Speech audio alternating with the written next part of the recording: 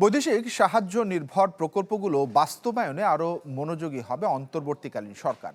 আর অন্যদিকে নতুন করে বিবেচনা করা হবে কম গুরুত্বপূর্ণ এবং রাজনৈতিক বিবেচনায় নেওয়া প্রকল্প।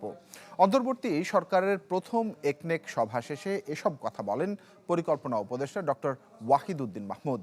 বলেন, অনেক বিদেশি ঋণ নির্ভর প্রকল্প কমিশনের হিমাগারে পড়ে রয়েছে, সেগুলোকে এগিয়ে নিতে কাজ করা হচ্ছে। বিদেশি দাতা সংস্থাগুলোও প্রতিশ্রুত অর্থ ছাড় করতে চায়, তাই এই সকল প্রকল্পের খুব বেশি যাচাই বাছাই করা হবে না।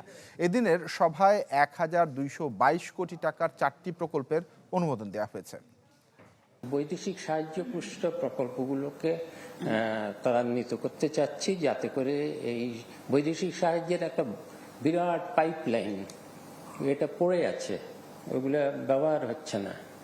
এখন হয়তো কেন ব্যবহার হচ্ছে না, কিছুটা হতে পারে তাদের শর্ত আর আমাদের যেভাবে আমরা যাচাই বাছাই করি তাতে মেলে না। ঢালাইয়ে দৃঢ়তা, নির্মাণে নিশ্চয়তা, প্রিমিয়ার সিমেন্ট, ঢালাইয়ের রাজা।